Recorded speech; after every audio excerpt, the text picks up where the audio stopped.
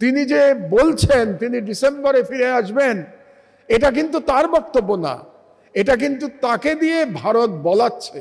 কেন বলাচ্ছে এটা আমাদের বুঝতে হবে। যে মাদ্রাসার ছেলেদের যে অবদান, সেটা স্বীকার করতে আমাদের সমাজে একরকম কুণ্ঠা আছে।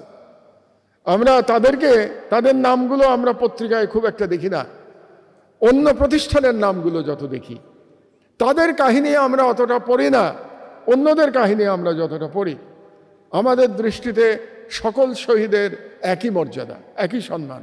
কিন্তু দুর্ভাগ্যজনকভাবে আমাদের দেশে মাদ্রাসার যারা ছাত্র, তাদের প্রতি এক ধরনের বৈষম্য সেই স্বাধীনতার পর থেকেই করা হচ্ছে। এর প্রেক্ষাপটটা আপনাদেরকে একটু বুঝতে হবে। আমি সেই বিষয়ে একটু কথা বলতে চাই। এই প্রেক্ষাপটটা কখন শুরু হলো? এই যে মাদ্রাসাকে অবহেলা করবার এই প্রেক্ষাপট শুরু হলো শেখ মুজিবুর রহমান যখন ইসলামের নামে রাজনীতি নিষিদ্ধ করে দিলেন। কারণটা হচ্ছে, এটা একটু বোঝার বিষয় আছে। কারণটা হলো যে 1971 সালের যে মুক্তিযুদ্ধ ছিল, সেই মুক্তিযুদ্ধ ছিল জালিমের বিরুদ্ধে মজলুমের লড়াই। আমরা মনে করেছিলাম যে পাকিস্তানি শাসক গোষ্ঠী মজলুম, এই জন্যে তৎকালীন পূর্ব পাকিস্তানের জনগোষ্ঠী মজলুম হিসাবে সেই জালিম শাসকদের বিরুদ্ধে লড়াই করেছিল।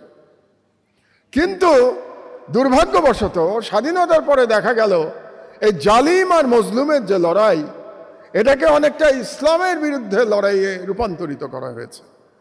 এই জন্যে আলেমদের তখন থেকে নিগৃহীত করার কালচার শুরু হয়েছিল। আপনারা যারা ছাত্র তারা জানেন না, যারা শিক্ষক তাদের হয়তো মনে আছে 72-এর অবস্থার কথা, যে আলেমদের তখন পালিয়ে বেড়াতে হতো। আলেম দেখলেই তাদেরকে রাজাকার এবং রাষ্ট্রবিরোধী বলে তাদেরকে অপমানিত করা হতো, এবং তাদের অনেককে হত্যা করা হয়েছে নির্মমভাবে, কোনো বিচার ছাড়া, বিনা বিচারে। এবং যখন শেখ মুজিবুর রহমান বললেন যে ইসলামের নামে সমস্ত রাজনীতি নিষিদ্ধ, তখন থেকেই শুরু হয়ে গেল বাংলাদেশে এই আলেম সমাজ এবং এই মাদ্রাসার শিক্ষাকে অবমূল্যায়ন করার ইতিহাস। যদিও শেখ মুজিবুর রহমান বোধহয় ভুলে গেছিলেন যে তার নামের আগে যে শেখ শব্দটা, এটা কোত্থেকে এসেছিল। আমার মনে হয় মুজিবুর রহমান এটা ভুলে গেছিলেন। কারণ ভুলে না যেতেন তাহলে তিনি ইসলামের বিরুদ্ধে এরকম একটা অবস্থান গ্রহণ করতে পারতেন না। কারণ শেখ শব্দ তো ইসলামের আগে নিশ্চয়ই এই অঞ্চলে ছিল না, কাজেই শেখ শব্দ এসছেই তো ইসলাম আসার পর থেকে। কিন্তু শেখ মুজিবুর রহমান এটা সম্ভবত বিস্মৃত হয়েছিলেন। যাই হোক, তো যে কথাটা আপনাদেরকে বলতে চাচ্ছি, এই যে সমাজে ছোট করে দেখার একটা কালচার চলছে আমাদের, সেটার প্রমাণ আমরা শাপলা চত্বরের পরেও দেখতে পেয়েছি। শাপলা চত্বরের পরে যে গণহত্যা হয়েছিল, তারপরে সমাজে যে প্রতিবাদ হওয়ার কথা ছিল, সেই প্রতিবাদ কিন্তু হয় নাই। কেন হয় নাই? কারণ শাপলা চত্বরে মাদ্রাসার ছেলেদের হত্যা করা হয়েছে। শাপলা চত্বরে গ্রাম থেকে আসা দরিদ্র পরিবারের ছেলেদের হত্যা করা হয়েছে। সেই জন্যে শহুরে মধ্যবিত্তের এটা খুব একটা তাদের জন্যে, তাদের মানসিকতায় তেমনভাবে তাদেরকে আহত করে নাই। তো এর থেকে আমাদের বুঝতে হবে যে যদি মাদ্রাসার ছাত্র শিক্ষকদের তাদের যেটা প্রাপ্য সম্মান সেটা পেতে হয়, তাহলে সেই প্রাপ্য সম্মান তাদেরকে আদায় করে নিতে হবে। কোনো রাষ্ট্র কিংবা বর্তমান যে রাষ্ট্র ব্যবস্থা, সেই সম্মান আপনাদেরকে কখনো দেবে না। শেখ হাসিনা তো আপনাদেরকে কি একটা সনদ দিয়েছিল, কিন্তু সেটা তো লোক দেখানো সনদ ছিল। সেই সনদ ছিল তার এক ধরনের রাজনীতি, সেটা আলেমদের নিয়ন্ত্রণ করবার রাজনীতি ছিল শেখ হাসিনা। এর মধ্যে কোনো সম্মান ছিল না। রাষ্ট্রের কাছ থেকে সম্মান চাওয়ার কোনো প্রয়োজন নেই, রাষ্ট্রের কাছ থেকে সম্মান আদায় করে নিতে হবে।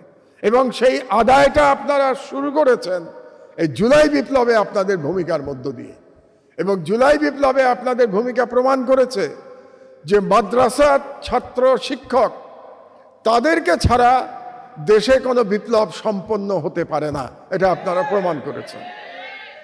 এখন যে কাজটি করতে হবে, আমি আপনাদের কাছে অনুরোধ রাখব সেটা হলো জ্ঞান বিজ্ঞানে আপনাদেরকে এগিয়ে যেতে হবে। মাদ্রাসার ছেলেরা যদি তাদের মেধায় অন্য যে লেখাপড়া বাংলাদেশে আছে সেটাকে ছাড়িয়ে যেতে পারে, তাদেরকে পরাজিত করতে পারে, তাহলে এমনিতেই সমাজ আপনাদেরকে প্রাপ্য সম্মান দিতে বাধ্য হবে। আজ থেকে 1000 বছর আগে এই ইসলামী বিশ্বেই তো বাইতুল হিকমা প্রতিষ্ঠিত হয়েছিল, তাই না? জ্ঞান বিজ্ঞানের পটভূমি ছিল বাইতুল হিকমা প্রায় 1000 বছর আগে। আমাদেরকে আবার বাংলাদেশে এই বাইতুল হিকমা প্রতিষ্ঠা করতে হবে এবং ইনশাআল্লাহ সেটা আপনারা পারবেন বলে আমার বিশ্বাস আছে। কারণ আমি মাদ্রাসার ছেলেদের সাথে প্রায়ই কথা বলি, তারা আমার কাছে আসে, বিভিন্ন বিষয়ে আলোচনা করে দীর্ঘদিন ধরে। আমি দেখতে পাই তারা অত্যন্ত মেধাবী এবং আমি দেখে খুব আনন্দ অনুভব করি যে যত দেখছি আমি দেখছি তাদের মেধা আরও উন্নত হচ্ছে। কাজে আপনাদের পক্ষে রাষ্ট্রের নেতৃত্ব নেওয়াও সম্ভব এবং সেটা কারো কাছ থেকে চেয়ে নিতে হবে না, আপনারা নিজেরাই এটা নিতে পারবেন ইনশাআল্লাহ। তো কাজেই তবে সেখানে মেধার সাথে আরেকটি কথা আমার বলা খুব প্রয়োজন, সেটা হলো আপনাদেরকে নৈতিকতা রক্ষা করতে হবে। কারণ যেহেতু এই রাষ্ট্রে, এই সমাজ ব্যবস্থায় মাদ্রাসার ছাত্র শিক্ষকদের নেতিবাচকভাবে দেখার একটা সংস্কৃতি আমাদের মধ্যে আছে, আপনাদের ছোটোখাটো ভুল ত্রুটিও কিন্তু প্রচার বেশি পায় বাংলাদেশে, এটাই বাস্তবতা। তো যেহেতু সেই ধরনের ভুল ত্রুটি আপনারা না করেন, এই ধরনের নৈতিকতা আপনাদেরকে অর্জন করতে হবে এবং আপনারা যদি জ্ঞান এবং নৈতিকতায় নেতৃত্ব দিতে পারেন তাহলে রাষ্ট্রের নেতৃত্ব ইনশাআল্লাহ আপনাদের কাছে চলে আসবে। শেখ হাসিনার বিরুদ্ধে লড়াই তো আমাদের একদিনের না, দীর্ঘদিন ধরে চলছে। আমাদের লড়াই চলছে। শেখ হাসিনা 2008 সালে সাজানো নির্বাচনে, আমি এটাকে সাজানো নির্বাচনই বলি, 2008 সালের ওই আলোচনায় আমি যাচ্ছি না, দীর্ঘ হয়ে যাবে। তারপর থেকেই আমাদের লড়াই চলছে। আজকে এই মুহূর্তে উনি এখানে নাই, রফিক সাহেব থাকলে ভালো হতো। একটা পুরনো কথা বলি, আমার নিজের একটা অপরাধের কথা বলি আপনাদেরকে, যেই অপরাধের সাথে রফিক সাহেবের যোগাযোগ আছে।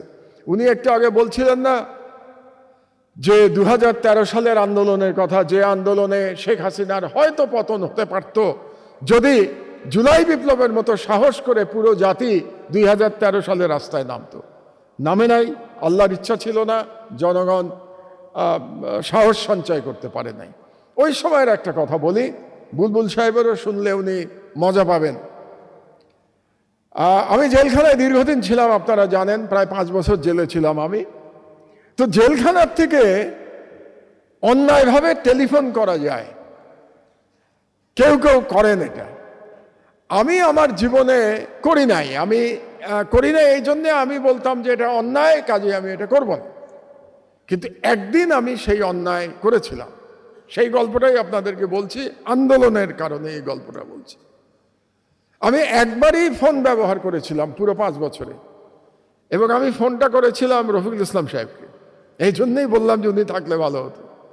কেন জানেন? এই 2013 সালের আন্দোলনের সময় এই আন্দোলন নিয়ে আমার কতগুলো পরামর্শ ছিল। তো সেই পরামর্শ কাকে দেব আমি বুঝতে পারছিলাম না। তো আমাকে তো সবাই বললেন তখন যে রফিকুল হক সাহেব নাকি, উনি রফিকুল ইসলাম সাহেব, উনি দায়িত্বপ্রাপ্ত, জামাতের তরফ থেকে উনি একজন দায়িত্বপ্রাপ্ত এই লড়াই করবার জন্য। তো এই লড়াইয়ের আমার পরামর্শটা দেওয়ার জন্যে আমি ওনাকে ফোন করেছিলাম। এই একবারই আমি এই আইনটা ভঙ্গ করেছিলাম, আপনাদের সামনে অপরাধ স্বীকার করলাম। এটা বলছি আমি এই জন্যেই যে লড়াইয়ের অনেক ঘটনা আছে যেগুলো আমাদের অজানা, আমরা প্রত্যেকে বলিও নাই, অনেক লড়াইয়ের ঘটনা অজানা। তো শেখ হাসিনার বিরুদ্ধে বা শেখ হাসিনার ফ্যাসিস্ট শাসন ব্যবস্থার বিরুদ্ধে আমাদের লড়াই দীর্ঘদিন ধরে চলছে এবং সেই লড়াইয়ের ধারাবাহিকতায় আমরা আল্লাহর রহমতে, আল্লাহর অসীম রহমতে 2024 সালে আমরা জয়লাভ করেছি। এবং আর একটা লড়াইয়ের কথা না বললে আমরা তাদের স্মৃতি ভুলে যাব। 2018 সালে যে কোটা আন্দোলন হয়েছিল, এটাও আমাদের উল্লেখ করা উচিত। এগুলো সব ধারাবাহিক লড়াইয়ের স্তর। তারপরে নিরাপদ সড়ক আন্দোলন হয়েছিল। এই জন্যেই আমি মনে করি যে এগুলোর ইতিহাস রচনা হওয়া খুব গুরুত্বপূর্ণ এবং ইতিহাস রচনা হওয়া উচিত। প্রত্যেকটা স্টেজে যে কারা কি দায়িত্ব পালন করেছে। কারণ ফ্যাসিবাদ পরাজিত হয়েছে। শেখ হাসিনা পালায় না বলে তিনি পালিয়ে গেছেন দিল্লিতে, কিন্তু তার ষড়যন্ত্র বন্ধ হয় নাই। এটা আমাদের স্মরণে রাখতে হবে। তিনি যে বলছেন তিনি ডিসেম্বরে ফিরে আসবেন, এটা কিন্তু তার বক্তব্য না, এটা কিন্তু তাকে দিয়ে ভারত বলাচ্ছে। কেন বলাচ্ছে এটা আমাদের বুঝতে হবে।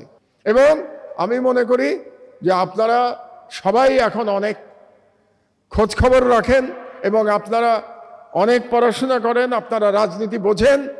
কাজেই আমাদের আগামী লড়াইয়ের জন্য প্রস্তুতি নিতে হবে এবং সেই লড়াইতে আমি আহ্বান জানাবো, আপনারা জুলাই যোদ্ধা যারা ছিলেন, তারা যে দলেরই হন না কেন, সেটা বিএনপি হোক, জামাত হোক, এনসিপি হোক, সকল জুলাই যোদ্ধা যেন ফ্যাসিবাদ প্রতিহত করবার জন্যে এবং ভারতীয় আধিপত্যবাদ দিল্লির বিরুদ্ধে লড়াইয়ে আপনারা ঐক্যবদ্ধ থাকবেন, এটাই আমার প্রত্যাশা। এবং আজকে এই অনুষ্ঠানের মাধ্যমেও আপনাদের সামনে আমি এই আহ্বান রেখে এবং জুলাই বিপ্লবীদের প্রতি, প্রতিটি জুলাই বিপ্লবীদের প্রতি আমার অন্তরের অন্তঃস্থল থেকে গভীর শ্রদ্ধা জানিয়ে আমার বক্তব্য শেষ করছি। আল্লাহ হাফেজ। বাংলাদেশ জিন্দাবাদ। জুলাই বিপ্লব দীর্ঘজীবী হোক। ইনকিলাব জিন্দাবাদ।